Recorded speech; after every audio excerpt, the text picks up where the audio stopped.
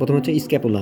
এই স্ক্যাপুলা সাধারণত প্রথমেই একটা যেটা চিকেনের স্ক্যাপুলা ব্লেডের মতো একটু জানলে হবে। এরপর হচ্ছে অক্স, হর্স এবং ডগ গট এর স্ক্যাপুলার পার্থক্য করার প্রথমেই আমাকে জানতে হবে প্রথমে এর গঠন বা স্ট্রাকচার।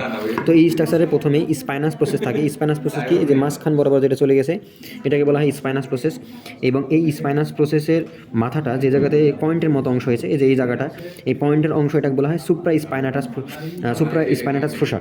আর সরি, এটাকে বলা হয় হচ্ছে অ্যাক্রোমিয়ান প্রসেস, এটাকে বলা হয় অ্যাক্রোমিয়ান প্রসেস। আর সুপ্রা স্পাইনাটাস ফোসা মানে কি, যে জায়গাটা কম আছে এটা হচ্ছে সুপ্রা স্পাইনাটাস।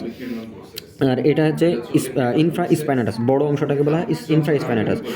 আর এইটার নিচের দিকে যেটা আছে সেটা হচ্ছে কি, যে সাব স্ক্যাপুলার ফোসা, এটা পুরোটাকে বলা হয় সাব স্ক্যাপুলার ফোসা। অর্থাৎ এটা থেকে উল্টা করলে যেটা পাবো সেটা হচ্ছে সাব স্ক্যাপুলার ফোসা। এরপর হচ্ছে সাব স্ক্যাপুলার ফোসা বলা হচ্ছে কারণ এখানে সাব স্ক্যাপুলার মাসেলগুলো এসে জয়েন্ট হয়। এরপর হচ্ছে টিউবার স্ক্যাপুলি এবং গ্লেনয়েড ক্যাভিটি। গ্লেনয়েড ক্যাভিটি কোনটা, এই যে এটা হচ্ছে গ্লেনয়েড ক্যাভিটি। আর টিউবার স্ক্যাপুলি কোনটা, টিউবার স্ক্যাপুলি হচ্ছে এইটা।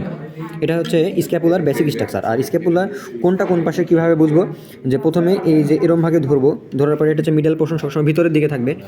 আর এই যে বড় অংশ অর্থাৎ ইনফ্রা স্ক্যাপুলার ফোসা সেটা হচ্ছে কি আমার হেডের দিকে থাকবে। এবং এই যে এটা হচ্ছে সুপ্রা স্ক্যাপুলার ফোসা, এটা হচ্ছে আমার শরীর থেকে বাইরের দিকে থাকবে।